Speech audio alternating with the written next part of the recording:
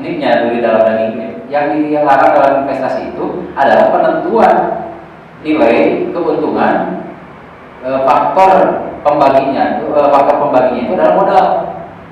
Misalnya lamun modal 10 juta, pokoknya setiap bulan teh keuntungan 1 juta. Rek hasilnya sabaraha, rek rugi rek gede, kabagian 1 juta. Nah itu yang tidak boleh. Lamun bisa 100 juta berarti sabulannya 10 juta. Rek rugi rek untung pokoknya 10 juta. Itu yang tidak boleh. Itu yang disebut riba di dalam investasi teh.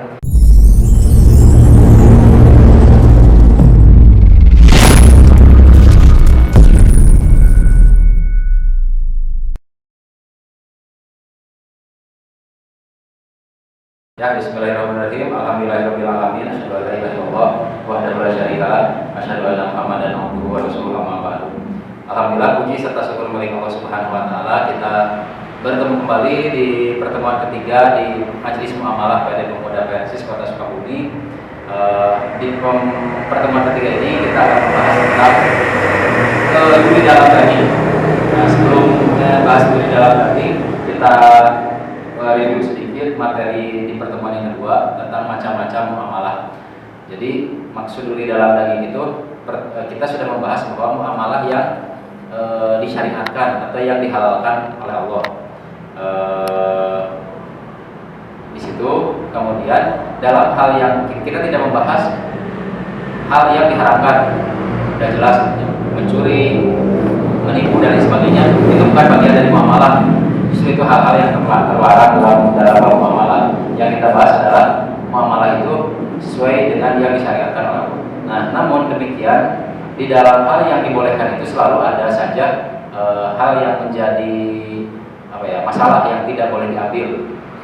Ya, seperti halnya makan ikan, tidak semua bagian dari ikan itu bisa dimakan. Ada bagian-bagian yang harus dibuang.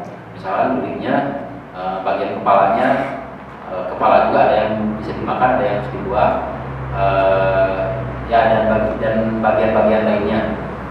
Yang utamanya bagian duri. Kalau kita makan ayam juga gitu, dimakan ayamnya, tapi tulangnya dibuang. Nah, muamalah pun demikian. Jadi muamalah itu satu paket yang di situ ada tulangnya, ada dagingnya, tapi ada tulangnya juga.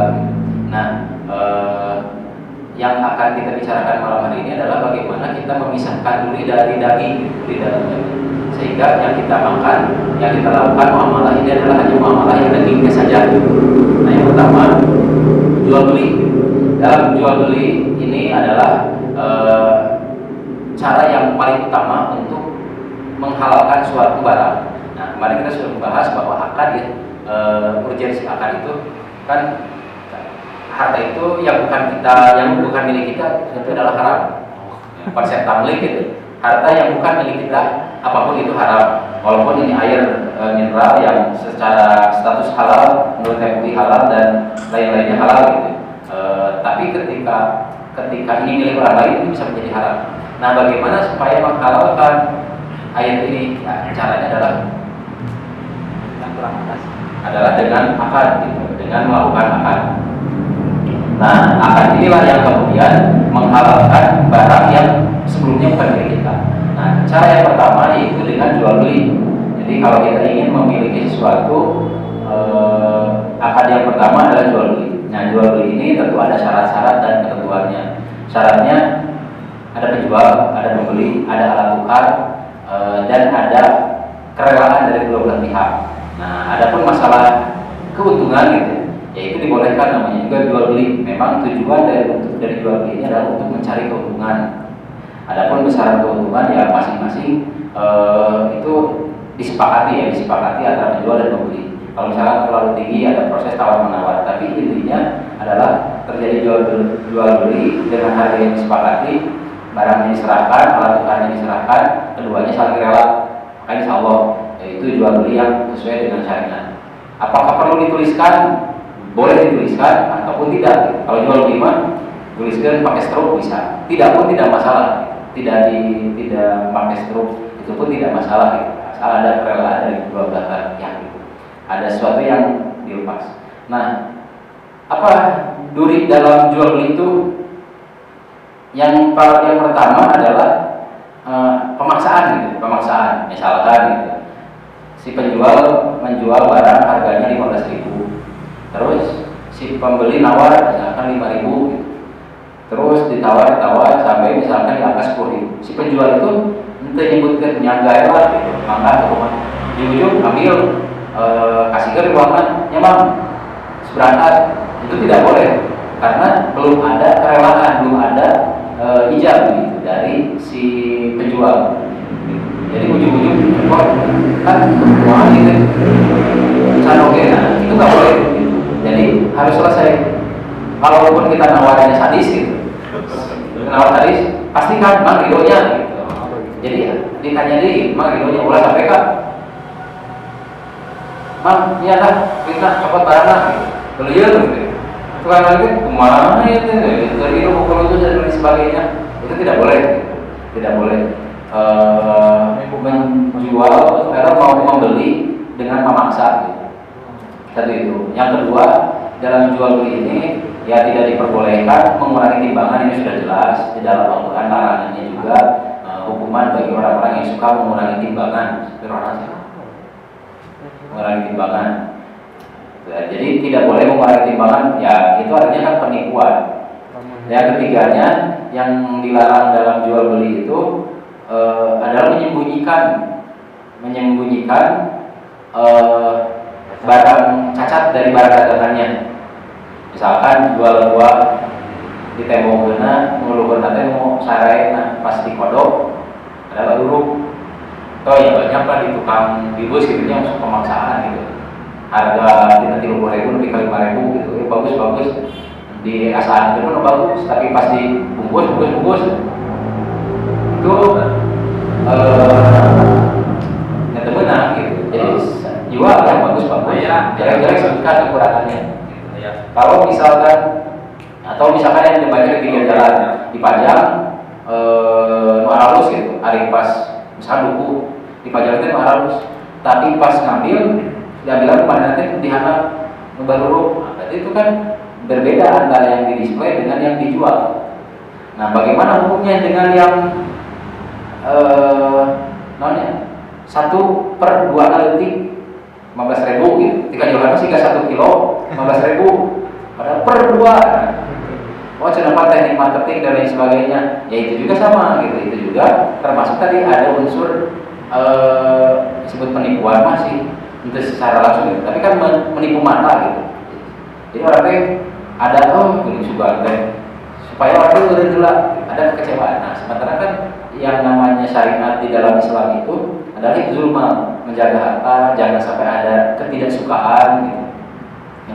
Dituliskan 1/2 detik 15.000 padahal 1 kilo 30.000 mah gitu. Hal yang demikian juga gitu. Jadi tujuannya yang mau sih gitu. Ya tujuannya kan orang teh eureun ngeuseun mah era terjadi mulik akhirnya beli, dan itu pun suatu hal yang harus dihindari kalaupun tidak termasuk kategori haram tapi makruh gitu. Menipu orang gitu, menipu pandangan orang. Nah seperti itu. Jadi mengurangi timbangan, nyebutkan gorengna ya seperti itu gitu ya. Atau misalkan jualan HP gitu, saya kan sok aya ieu teh diganti EMC tapi mau kuatila gitu. Mau kuatila. Jadi ieu teh HP itu geus rusak, servis EMC bisa kuat, bisa kasaminggu mah. Tapi mau lila apa deui nah. Ini disebutkan bagus dan lain sebagainya. Kemudian disebutkan dulu pernah servis. Saminggu padem. Nah, itu pun termasuk hal yang dilarang, ya kecuali memang kita maksudnya kita sudah menyebutkan ini second, kita nggak tahu ini sudah pernah diservis atau belum karena kita pun tangan kedua dan sedikit gitu, garansi 1 minggu misalkan. Setelah lewat garansi kemudian ada kerusakan, tapi memang kita tidak tahu gitu, yaitu mah sebutan gitu, injury gitu, kecelakaan, suatu hal yang tidak diinginkan. Adapun nanti penyelesaian bagaimana itu disepakati. Nah ini mah boleh juga gitu HP ya, HP rusak, tapi yang penting bisa dijual dulu. Kemudian garansi 1 minggu dan biasa kuatkan 1 minggu, setelah itu terserah. Nah itu kan sengaja menjual barang rusak, tapi direkayasa gitu. Itu tidak boleh. Itu duri dalam jual beli. Nah, termasuk perlombaan ngasaan. Nah, ini juga harus dijaga gitu, dijaga. Kalau misalkan si penjual can menghalalkan gitu, tong langsung udah halal gitu. Halal. Nah, kecuali dari Arab Saudi si penjualnya memang halal gitu. Bahkan nah tukang dagang di Arab mah itu bawa halal. Jadi akan menghalalkan. Nah, kita tidak boleh ngambil makan izin gitu, kecuali izin lah nyobiannya atau di masihan maka dia cobian, nah boleh itu. Dan juga setelah transaksi selesai, beres transaksi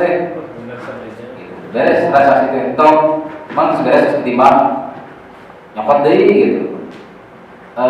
Jika itu tidak diizinkan gitu, kecuali misalkan mang di atasnya selesai abdi mau nyumkeun gitu. Tadi ada akad yang lain hibah dan minta mang dia murah kali atau ini sering nyiram tapi dari itu periode nama mau sabutir gitu. Oh maka sana tadi karena ini yang bicaranya tentang akad tentang halal. Nah itu duri di dalam jual beli, jadi harus betul-betul dijaga, dihindari karena menjaga kemurnian dari harta kita. Ini tidak harta dari mampu, jadi hindari duri di dalam berjual beli. Yang kedua, utang piutang. Duri dalam utang piutang itu biasanya yang untungan. Nah ini makanya kenapa kemarin kita bahas urgensi akad. Jadi asas dari jual beli itu adalah cari keuntungan. Asas dari utang piutang irfak, tolong menolong. Irfak tolong menolong, nulungan deh. Nah, yang namanya tolong menolong ini tidak boleh ada keuntungan, tidak boleh mengambil keuntungan dari tolong menolong. Jadi kalau misalkan nginjem ke 10 juta, pulang ke DG 10 juta, nggak ada istilahnya jasa we mana nginjem ke duit. Tidak ada istilah jasa. Yang namanya jasa itu juga kan jual beli. Jadi jual beli itu selain barang dan juga jasa. Jasa itu termasuk jual beli tukang cukur, itu jual beli jasa. Artinya nama diizinkan si gunting nama atau sudah termasuk alat, tapi jasanya yang dibayar. Nah kalau misalkan jasa nginjemkan duit, berarti jual beli, berarti bukan tolong menolong. Jadi tidak boleh. Ya sudah tolong menolong mah nginjemkan, senapan rugi. Nah udah ada bahasa rugi gitu ya, nginjemkan kapan rugi kurangnya butuh mending kurang dipakai dagang. Nah ada bahasa rugi, nah berarti itu sudah masuknya jual beli. Hari ini tolong menolong mah nyata aja istilah untung atau rugi gitu. Ya kalaupun misalkan merasa diri rugi karena duit kurang, nama kurang tadi dipakai, jadi injemkan merasa diri rugi gitu. Berarti lain tukang injemkan memang bisnis.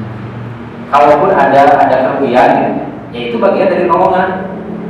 Karena nolongan batur pasti ada sesuatu yang dikorbankan. Misalkan berarti nyetep motor gitu, atau misalkan ayam bensin padahal berarti nolongan pembeli kedua bensin gitu balik kalinya kan ada yang dikorbankan. Misalkan ada namanya bensin namanya ngurangan waktu kapijen gitu. Nah apakah itu harus dibayar? Hari tujuan nolongan menyadar kudu gitu, walaupun ada yang dikeluarkan nginjemkan duit orang dipakai ke batur atau rugi. Kalau misalkan tujuan awalnya utang piutang, sana jangan nyarugi lah gitu. Kalau mau di bisnis mah ya 10 poe bisa nikel gitu. Misalkan 10 juta bisa jadi 11 juta, mau di bisnis mah di modal mah. Tapi ya dipinjamkan ke batur. Teu aya lebihan. Ya karena kan asas dari awalnya tolong menolong. Lamun pikiran dibandingkan jeung diinjemkeun, mending diusahakeun aya untungan tong dibandingkan tadinya gitu. Karena niat awal tolong menolong. Tapi lamun aya unsur gitu, ngerasa rugi, oh berarti ini memang jual beli gitu. Atau kumaha geus jadi tukang ojek gitu. Karena yang bensin bea tukang ojek liwat pakai jaket ojek diomplenkeun. Iya kan misalkan ya ikhlas gitunya. Si yang diberi pinjamnya ikhlas mengasihkan lebih ke yang meminjamkan, itu kumaha hukumna tanpa dipinta gitu. Ya, jadi akadnya dulu bisa dipisah. Jadi utang piutang sama selesai gitu ya. selesai gitu. Kalaupun kalau yang namanya memberi nanti itu mah akan yang lain, akan hibah. Tapi bukan berarti gua akan dalam satu transaksi akan ada mah berarti kalau tadinya. Ini bereskan dulu utang. Bereskan ulah karena ya kayak saya kerjaan gitu, PDD. Kita nyebut ke sana pokoknya berapa merek we. Hari itu beda nyiumkeun kemudian orang kayak Luis Sati gitu. Dan itu disebutkan nanti leuwih tina pinjaman teh. Berapa merek we gitu. Merek. Jangan ada bahasa berarti ya. Jangan ada bahasa ini nuhun ya terus namutkeun ya abdi nabi masih ada gitu.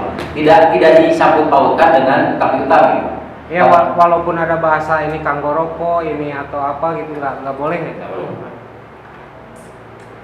Dan yang paling itu ge memang namanya sisi tipis jadi nyaman antara riba dan tidak riba tipis. Tapi anu jelas ribanya mah yang di awal memang dia sok minjem 10 juta kayak gitu ya 11 juta dia disepakati di awal mau kamu sepugu. Nah ini yang dikhawatirkan dari belakang karena ada rasa imbal jasa terus ngideulkeun. Iya, Padahal tadi kalau menolak berapa ikhlas sudah. Kalaupun dia memberi, ya misalkan ya tadi itu terlepas dari akan utang piutang. Gitu. Nah kalau saya pribadi mah kalau ada yang mau ngasih lebih itu, sok di mending sedekah itu kaman awe gitu. Abdi mah dari ikhlas bisi sudah aja sahayo. Ya, lah bisa sedekah karo lain gitu.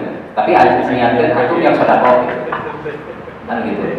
Jadi memang ya gitu. Nah tadi misalkan lamun orang teh biasa bensin, air mereka ngelikeun, pungku pakai jaket Gojek gitu, pungku pakai jaket Gojek, kunaon saya bensin, kopi pakai server, jadi tukang Gojek teh nya, pom bensin balik di buruhan, di kuliah, boleh, gitu, boleh kalau memang itu sebagai layanan jasa, layanan jasa orang mengelikeun di leuwihan mah sabaraha kulina sabaraha we boleh. Hari mah niatna luluan tapi ketika itu aya nilai lebih gitu. Itu yang tidak boleh.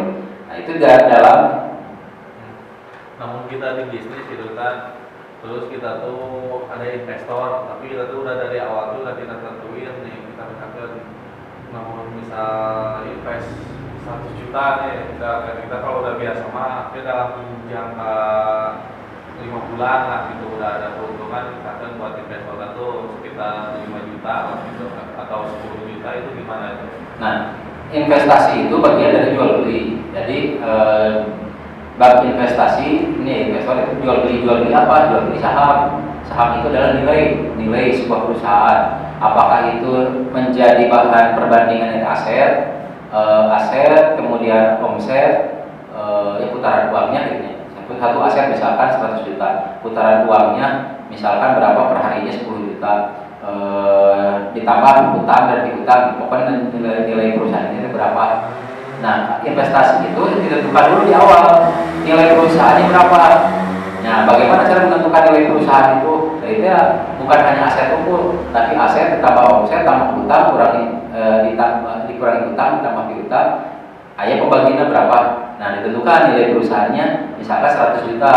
Ada yang invest 10 juta dan 10%-nya. Nah kalau ini mah oke nilai perusahaan ini 100 juta. Nah berarti ada yang invest 100 juta berarti dia 100%-nya mendapatkan keuntungan sebagai investor sebesar 100%. Nah berapa bagian dia? Nah, berapa bagian dia disepakati antara pengelola dan investor berapa? 50-50. Berarti dia mendapatkan 100% dari 50% keuntungan. Kalau dari disepakati di awal. Nah, berapa dapatnya tidak ditentukan. Tidak ditentukan berapa nominalnya, tapi dikali dengan faktor prosentasenya. Nah, untungnya berapa? 1 juta. Nah, disepakati dari awal kan 50% antara pengelola dan investor teh. Jadi kalau tidak 1 juta teh 500.000 ewa. Gitu. Lamun bulan depannya 2 juta berarti 1 juta ewa. Bulan depannya 10 juta 5 juta ewa. Gitu. Jadi lamun bulan depannya jadi rugi 1 juta kudunan gope ewa misalnya gitu. Justru barang malik bayar kan rugi kan. Bagi hasil untung rugi sama dibagi. Nah, kalau misalkan anu menang dalam investasi itu seperti apa? Ini dulu dalam daging. Yang dilarang dalam investasi itu adalah penentuan nilai keuntungan, faktor pembaginya itu adalah modal. Misalnya lamun modal 10 juta, pokoknya setiap bulan teh keuntungan 1 juta. Rek hasilnya sabaraha, rek rugi rek gede, kabagian 1 juta. Nah itu yang tidak boleh. Lamun misalnya 100 juta berarti sabulannya 10 juta. Rek rugi rek untung pokoknya 10 juta. Itu yang tidak boleh. Itu yang disebut riba di dalam investasi teh, menentukan nilai pendapatan dari modal. Nah, kenapa disebut riba? Kenapa tidak boleh? Selain riba ada unsur gharar.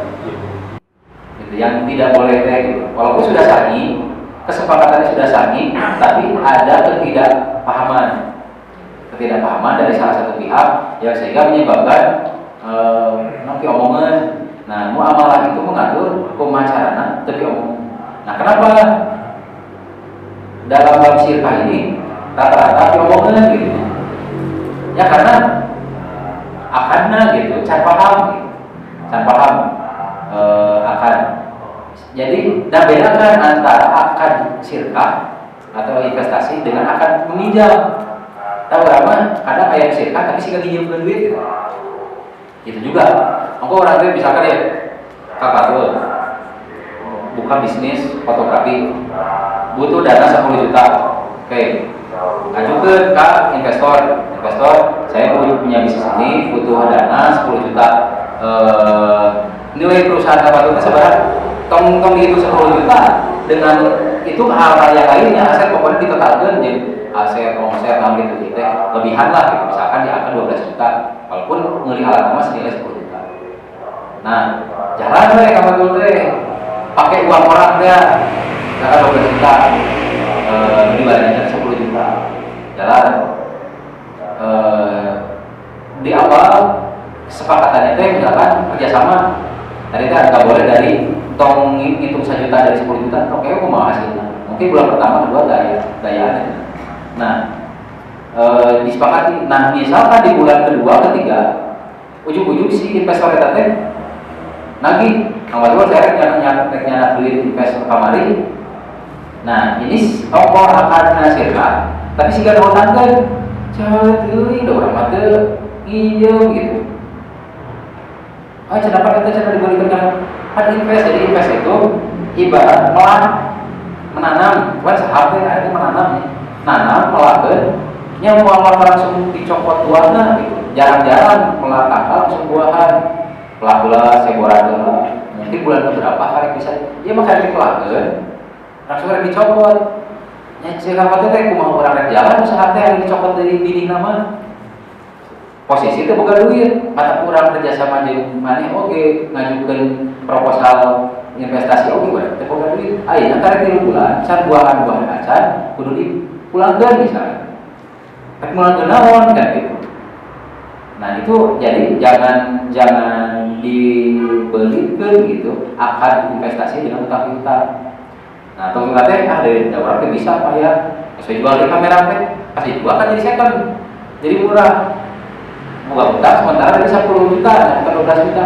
Hari pas dijual jadi 8 juta, jadi rugi kurang teh gitu.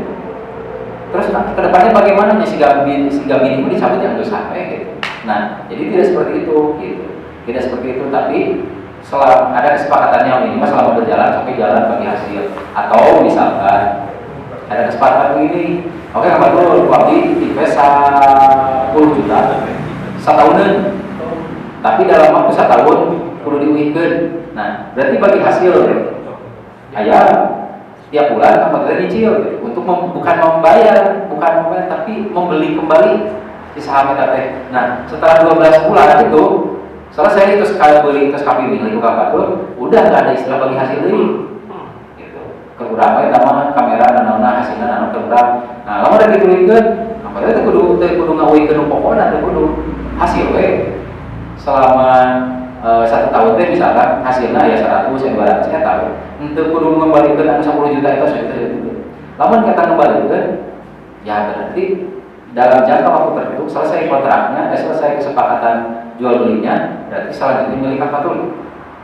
Ya, jadi di situ jadi menentukannya jangan dari modal. Nah harus paham bahwa ini bisnis itu ada risiko. rugi itu dan sebagainya. Saya pernah pada posisi investor rugi sampai itu ya salah mesin seal 1,5 juta. Iya cina masalah nanti kita tambah hari, oke.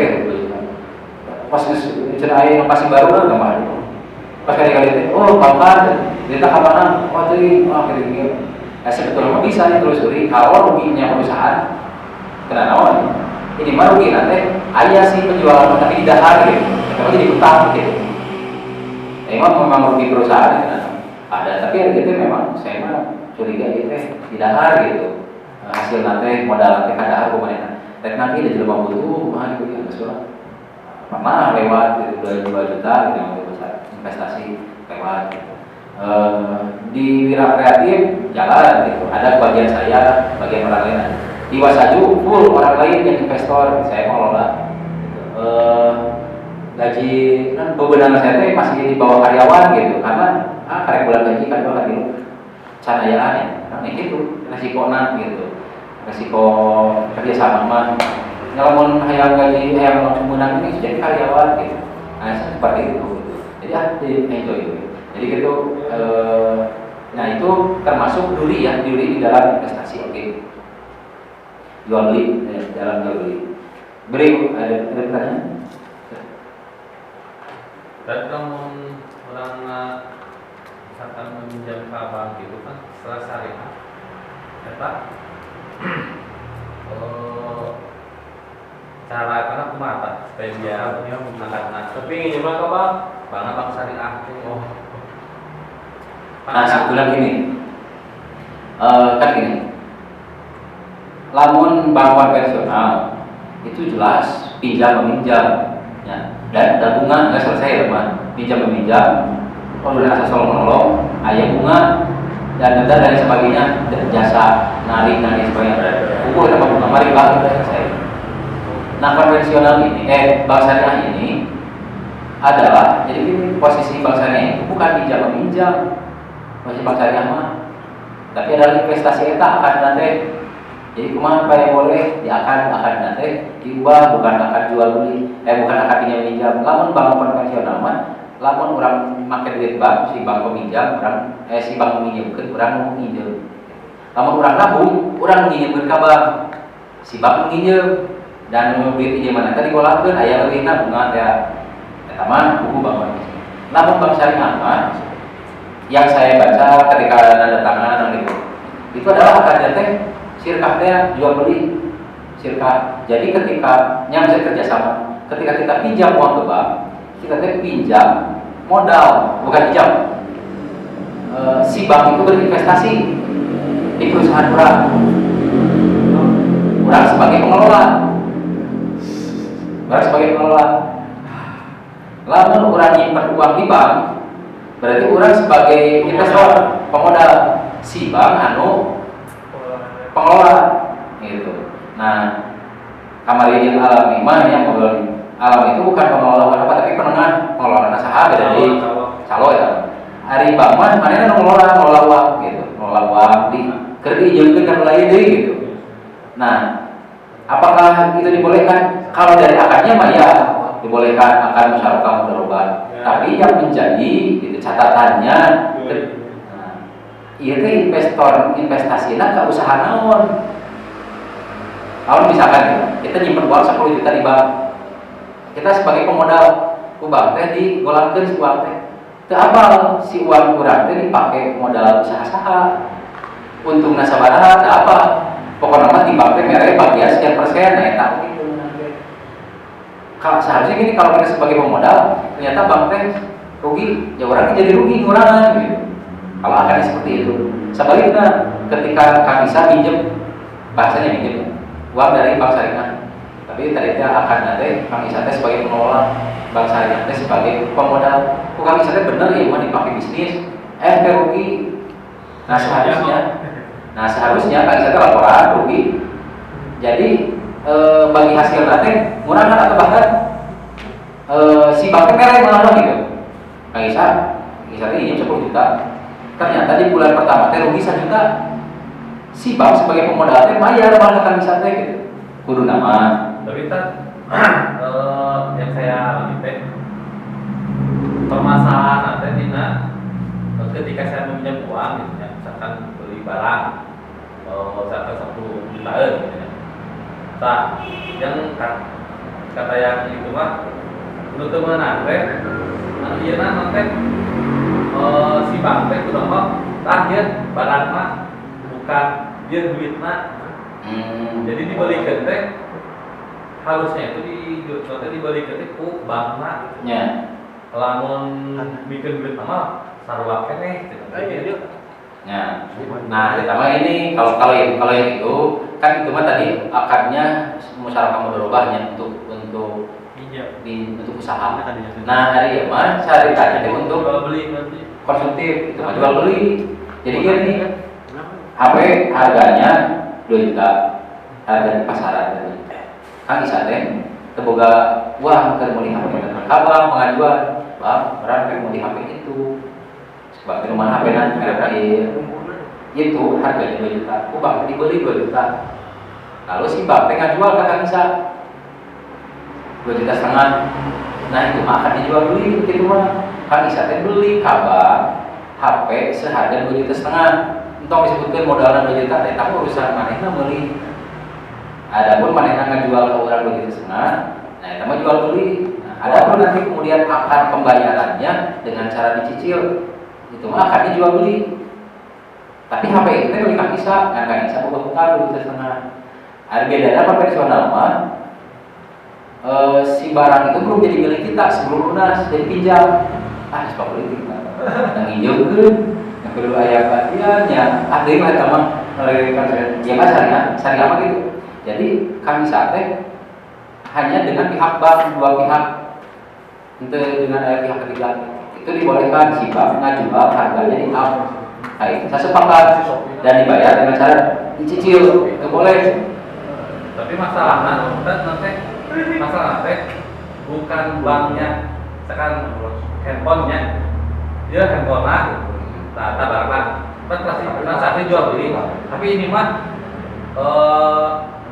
uang uangnya ya kayak serangan gitu. Ya. Jelas sekian, ternyata masuknya di bank.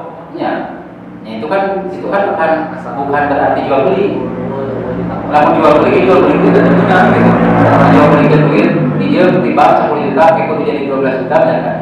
Kan mun dina jual beli gitu ya kan. Teu meunang jual beli ke duit gitu. Mau aya lebihan. Nah, ayeuna misalkan duitna meuli sorangan. Ari nu ngaluwihan saha tuh? Ngaluwihan harga teh gitu. Biasanya pas THR ya kan. Langsung THR-an dah. THR dijual belikan aya gitu. Jadi kalau uang itu bukan jual beli tapi tukar gitu, tukeran mah menang ya, tukeran recehan, belikan. Kalau tadi 10 juta bere, kayak bayarnya di 12 juta, temenan gitu. Mau 2 juta tadi Pak. Hari nu tadi mah HP ibaratnya gitu. Oh saya kan jual kalau mana sekian, nyaho mau dikata 2 juta di 2 juta setengah, dan sepakat bahwa saya membeli dengan harga sekian. Itu Pak. Jadi jadi syariah memang masih banyak yang harus diperbaiki gitu. Nah, makanya nanti ada bab khusus tentang utang ya. Jadi mun bisa mah jadi itu kita banyak menyiasati supaya bisa hutang gitu. Nah, ketika nanti kita bisa membahas bab hutang mah hutang itu kudu gitu. Jadi menyimpan hutang itu di poin terakhir. Orang mah di awal kayak usaha ingin kasahnya, buat saya ingin kasahnya hutang di awal. Hari dina muamalah, mah gitu hutang itu poin terakhir. Terus oke mah hutang itu posisi darurat, sebuah kerjaan karena hutang. Hari itu mah gitu usaha. Yang beli sepatu mah ulahnya. Orang usaha, duitnya yang sentong gitu. Da teu usaha ge hirup gitu. Diri sekian mesti awal gitu. Aduh, salah berarti ya. Salah. Jam beli sepatu mulu Gitu. Kecuali misalkan kayak mah yang tadi dia bisnis investasi kayak gini. Kalau hutang tapi nggak ada tambahan, cuman ada biaya penanganan kumaha. Biaya penanganan apa? Biaya penanganan administrasi. gitu. Biaya administrasi. Kang minjem ke 10 juta itu nya.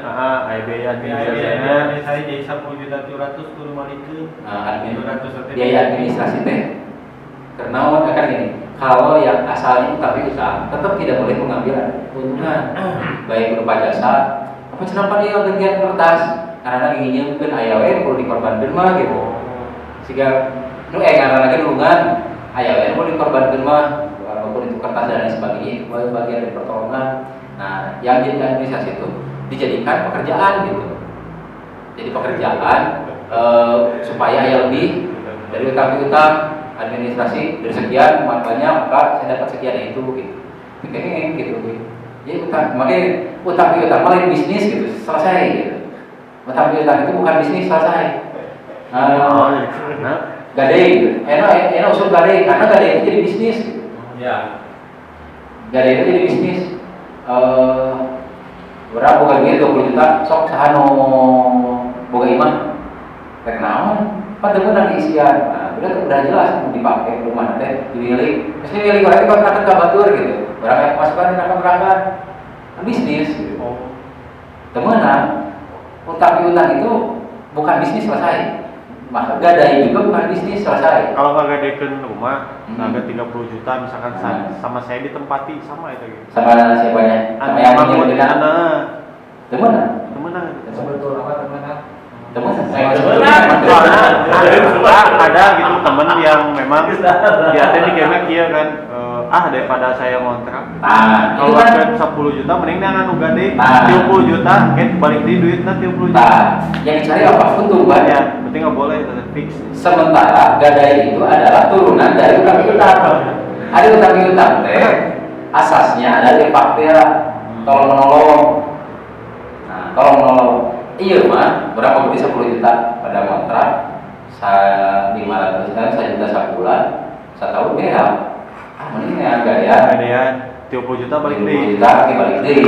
Nah berarti kan dari awal sudah diniatkan bahwa saya mau cari keuntungan menempati rumah dengan gratis nyicingan 5 batur anu kudu nama di kontrak tapi gratis kan di awal dia mencari keuntungan sementara asas gadai itu adalah turunan dari utang-utang. Terus sabab orang minjem duit, kudu aya jaminan 5. Nah, minjem duit itu teh kan tolong menolong gitu.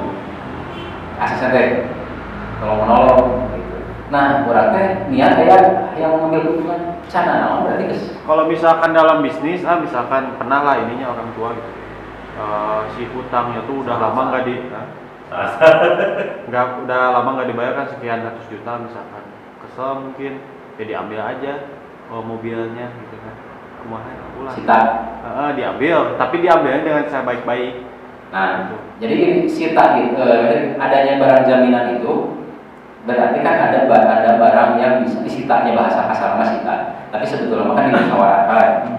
Jadi gini misalkan utang 100 juta jaminan rumah biasa nama jaminan itu lebih besar daripada utang namun 100 juta berarti jaminan ada 150 juta. Nah, ketika hutang ini bermasalah, maka si jaminan ini yang dimusyawarahkan bukan disita bahasa. Dimusyawarahkan trek kemana? Ya jaminan itu kan posisinya tengah-tengah. Kalau demikian posisi jaminan itu di tengah-tengah.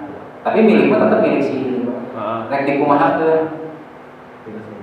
Bisa mah ya orang sesuai tadi di mana kasih rumah atau mobil senilai. Nah, kalau misalkan lebih ternyata si rumah itu nilainya 150 juta kajual utangnya 100 maka yang 50 sih kembalikan disepakati atau dia cek lu boga nanti nah sudah bisa bayar 150 ke mana mah di 100 ke jangan jual kalau tuh resek padahal nilai tadi 150 tidak naon eta mah akarnya jual belinya 100 karena dijual ke batu lila dibutuhkan gaca ngecokotnya imah kemana walaupun nilainya 150 atau sebaliknya misalkan utang nanti 100 juta ternyata jaminan nanti kurang misalnya awal jaminan rumah tapi itu bisa diambil karena bermasalah kurang itu coklatnya mobil nanti 70 juta yang 30 juta tetap kurang atau dibebaskan utang mana 100 juta iya mobil seperti 70 juta ke 30 utangnya bayar buat jangan dalam boleh kalau dibebaskan setelah bayar 30 juta nama. Nah jadi Tapi sebaiknya yang dimusyawarahkan itu adalah barang yang sejak awal disepakati. Oh.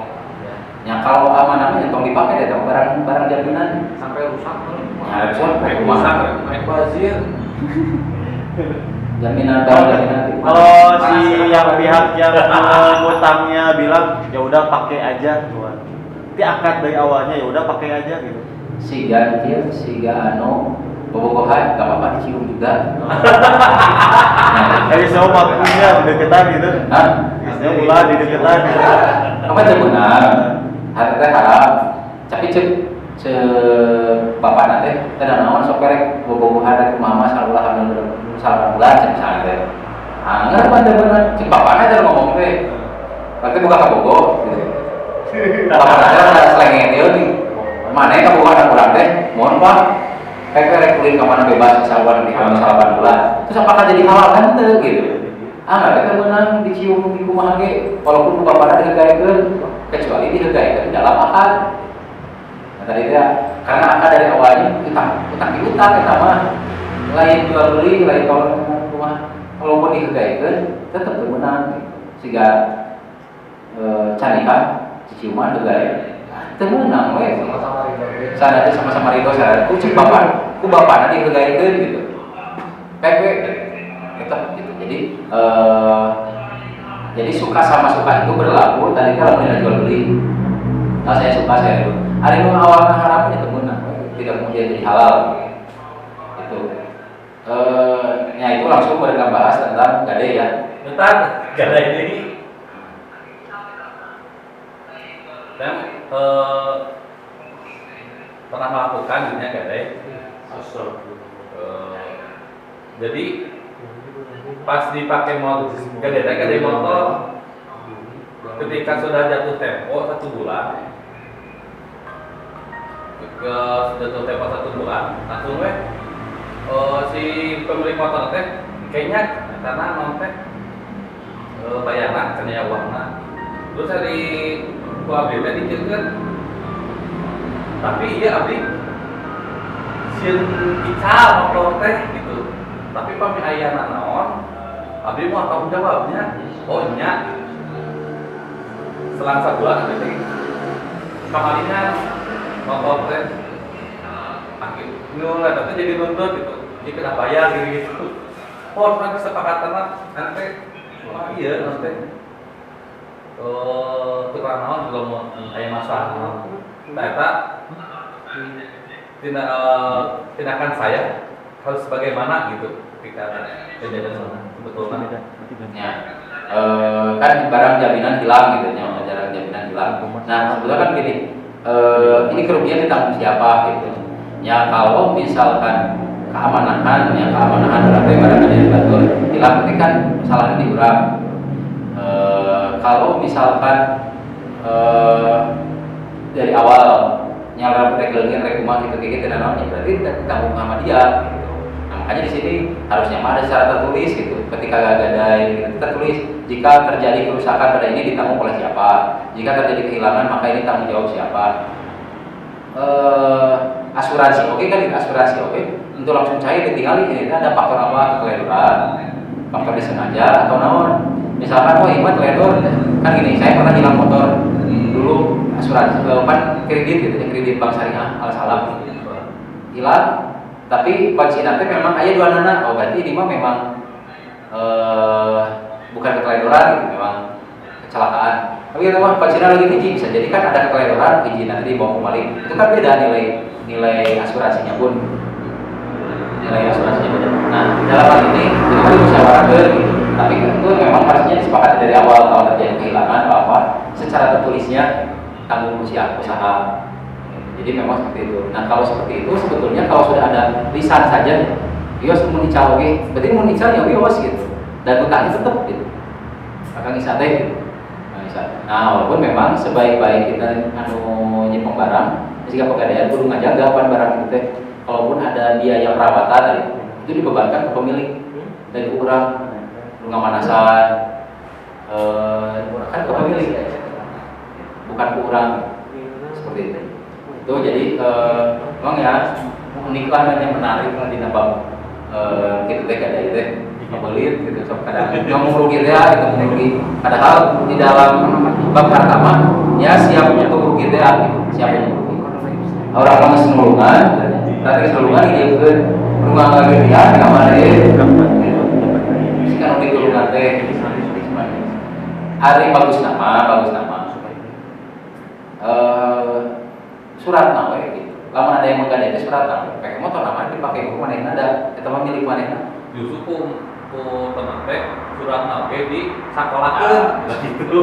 Yang gitu dah malah yang gitu biar Pas ditagih teh di sakolakeun. gitu. Nah, jadi makanya kurang oke sebelum ngagadai minjemkeun duit teh kan eta heula cek heula surat-surat naon kali itu lamun eueuh pamawanianan. Karena lamun itu berarti kan nilai motor eta ya surat digadekeun kan beda gitu.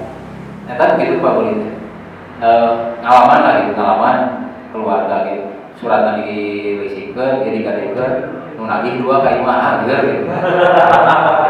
Pas dihitung-hitung teh dibayar tadi teh non lebih mahal daripada harga motorna. Yang kan bayar utang 2 kali si ongkos kan nu ngagade ongkos dibayar dari tukang itu. Jadi datang kondisi buruk gitu motorna teh nyarbis dihitung-hitung mending meuli gitu. Mending meuli anyar, bukan di rumah. Hah? Bukan di rumah. Wah, itu ribu gitu. Ya memang muamalah hati-hati muamalah dengan orang-orang yang gitu keamanan. Jadi bagus nama kalaupun jadi berharganya suatu barang bukan di surat. Jadi lamun ngagadekeun motor ini suratna. Ngagadekeun imah ini suratna. Imah mah pek bae sia diisian ge di kontrak pek bae boga bener pembayaran. Ieu mah digade jaminkeun imah diisian kurang. Rek pemasukan di mana manehna gitu. Rek iraha bayar utang. Jadi rumah yang digadaikan itu boleh ditempati oleh si pemiliknya. Boleh disewakan boleh dan pemasukan untuk si pemiliknya. Kurangnya pengenalan jaminan surat jika utang dalam tempo tertentu tidak bisa dibadami tentang si rumah itu dengan surat yang kita pegang seperti itu. Memang nah itu untuk ada tempo itu kan gak ada iman. Makanya ini harus selesai dari awal teh. Akad gitu ya, jual beli dengan utang piutang teh kudu selesai gitu. Karena gitu, orang loba jual akad utang piutang tapi yang untung. Saya juga pernah di bisnis gitu. Jeung babaturan teu bubuh akan di awal nanti tinggi kan ada investasi bagi hasil tapi nanti bisa doang. Akhirnya di akhir di tahun keberapa saya sepakati bahwa ini mau jadi utang atau mau jadi invest. Kalau mau jadi invest nilai sekian, kalau mau jadi utang saya bayar sekian. Jadi selesaikan, itu memperbaiki akad. Alhamdulillah lebih berkah. Itu utang piutang, pinjam namanya duriknya deh. Hibah dan meminta. Hibah itu boleh, tapi duriknya adalah suap merek dengan syarat, memberi dengan syarat sok saya merek tapi itu nggak boleh. Termasuk namanya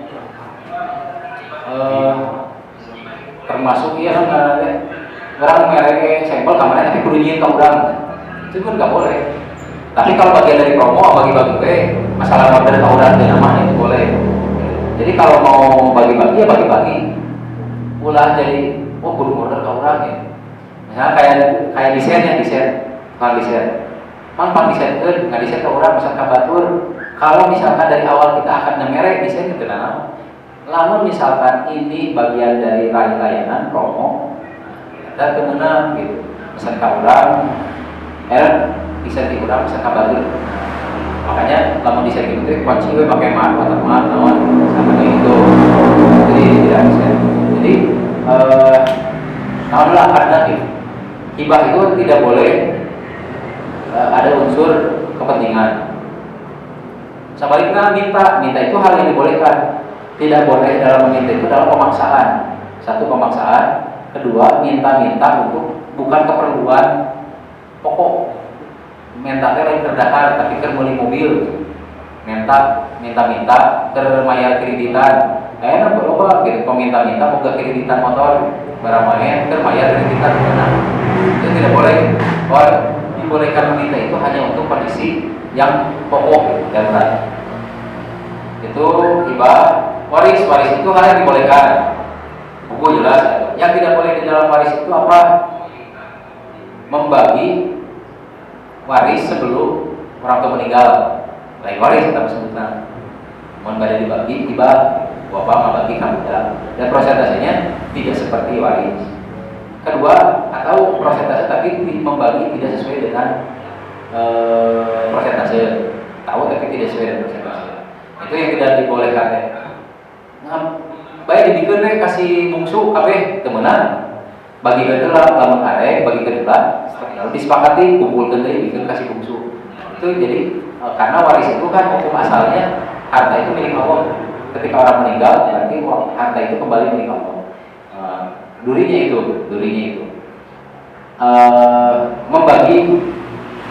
Membagi warisan sebelum di menggonong gini ada hak ibunya, hak bapaknya, nah, itu nggak boleh juga gitu. Jadi bisa kedua membagi waris sebelum hutang dibayarkan. Jadi bapak nanti ternyata berhutang, bayar dana hutang, karena itu mah tetap kewajiban dia waktu sudah meninggal, baru dibagi waris. Nah itu duri di dalam waris. Nomedinya materinya baru sampai waris. Maka satu lagi mungkin wakaf itu kan kita mengeluarkan sesuatu dengan niat suatu benda gitu. Misalnya orang wakaf ngabangun masjid, maka uang itu temenan dipakai yatim piatu, pakai miskin, sembako, temenan. Wakaf harus dipakai untuk masjid. Wakaf berkarpet semeter senilai 500.000. Itu harus diberikan karena karpet. Ada karpet harus gini. Pakainya menara, temenan. Harus tetap sesuai dengan peruntukannya.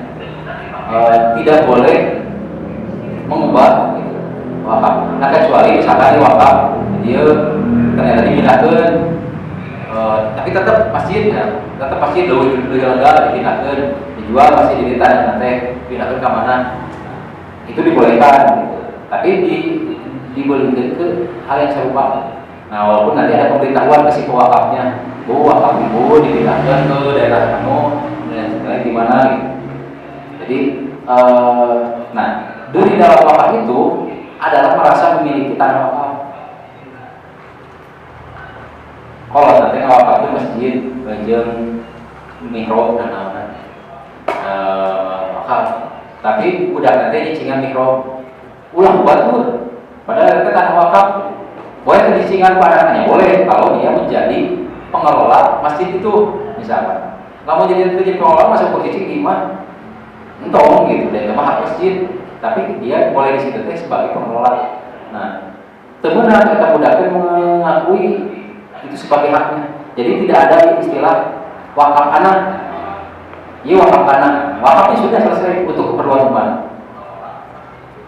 Nah ya anak wakaf selesai, anak wakaf minus. Kemudian dikelola gitu. Dan wakaf itu hanya untuk keperluan publik. Keperluan umum, baik itu sifatnya agama ataupun non agama. Non agama itu apa sih? Wakaf jalan, Sosial. Jalan kan jalan mah ke agama. Non agama mah masjid, madrasah gitu. Gitu. Benda nama spekter nama wakaf. Kalau jalan wakaf itu wakaf. Ini tanah orang dipakai jalan, wakafkan ke jalan 2 meter. Itu mesti wakafkan sudah selesai. Ulah hiji mangsa orang butuh nggak bangun kabur bayar orang wakaf anak iya dari dia wakaf anak iya coklat gue 2 jam lama kena naon itu nggak boleh kalau dari awal sudah diwakafkan karena tidak ada usia wakaf anaknya. Anak wakaf ya udah bukan milik kita lagi. Pabrik kereta. Kalau kecuali ini dibolehkan misalnya saya wakaf masjid kasih kasih bapak anu untuk mengelola masjid mau misalnya. Lalu si pewakaf itu misalkan ambil lagi, tapi ambil lagi itu bukan ngambil jadi miliknya, bukan, mencari pengelola baru diamanatkan ke sehari. Tapi bukan untuk jadi kurang yang dibangun, bukan. Itu jadi itu mah hanya untuk mencari orang untuk daya tahan lepas gitu. Jadi dia ngambil alih pengelolaan, bukan memiliki lagi, bukan. Adapun dia mencari pengelola baru itu boleh. Itu mah. Atau misalkan itu si bapak eta URW gitu. Pak RW pokoknya kan ngariankeun pengelola ya ieu abdi lumayan nama ya abdi teh wakaf kakukur sakieu ayeuna teh saya ngelola teh ku Pak RW pangariankeun abdi lumayan boleh nggak boleh teh geus diwakafkeun wakaf namaon dicokoti dibangun imah gitu misalnya menang gitu teman ini jadi dan nggak ada istilah wakaf anak gitu itu wakaf anak gitu itu wakaf bapak anak enggak ya lagi anak wakaf selesai gitu di berapa gitu pesantren kalau nanti wakaf tapi ulang batur gitu lalu budak teh mengelola masjid mengelola madrasah nah itu ya mah saukur cicing we padahal itu teh tanah wakaf temenan cingan tanah wakaf kalau dia tidak ada haknya yang boleh mendiami tanah wakaf teh kalau dia pengelola gitu sebagai pengelola temenan jadi wakaf bapak anak itu duri yang banyak kan di kita mau di pesantren gitu kolotna anu wakaf ngarasan wanehna gitu enggak ada itu mah punya di publik gitu kalau sudah wakaf di publik pengelolaan rumah publik rumah yayasan rumah RW rumah nanti bagi sih nah gitu banyak nah itu mungkin namanya duri dalam daging wakaf adapun nanti bab zakat infak sedekah insyaallah minggu depan ini saya sudah menulis ya perbedaan zakat, infak dan sedekah dan duri dalam daging zakat, naon, infak, naon, sedekah, naon itu nanti kita bahas di depan insyaallah. Zakat, infak, sedekah kalian ini bisa sampai. Dan hari wakaf uang, kumaha kan proses? wakaf tunai, Uang, uang, enak kan naik di musim wakaf uang. betul.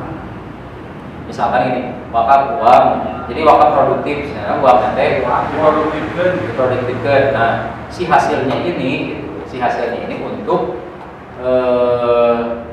lembaga, gitu. Jadi berapa wakaf? Jadi si pengelola itu yang bertanggung jawab, si pengelola wakaf itu nanti setiap ada hasil dia boleh ngambil bagian sebagai pengelola.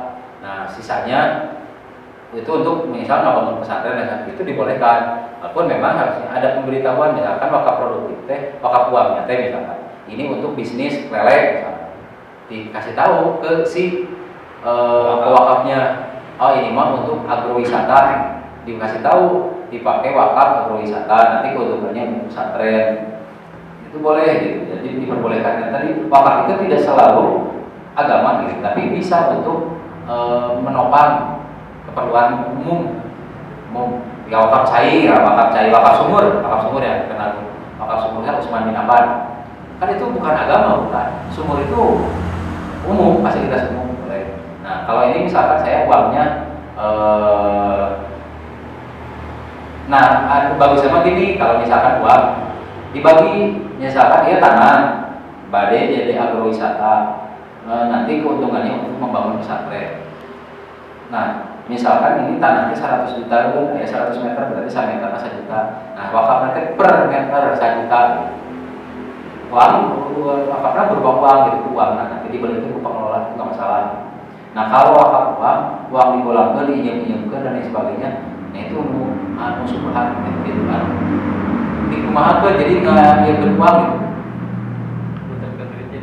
Muter jadi duit gitu. Oh diinjam-injamkan, diinjamkan.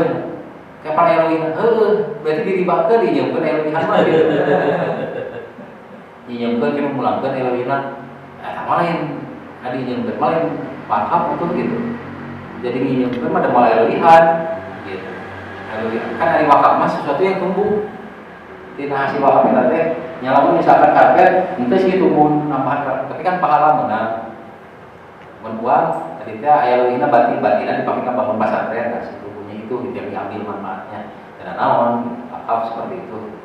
Wakaf tunai untuk keuntungannya membangun pesantren. Berarti urang teh wakaf ke pesantren.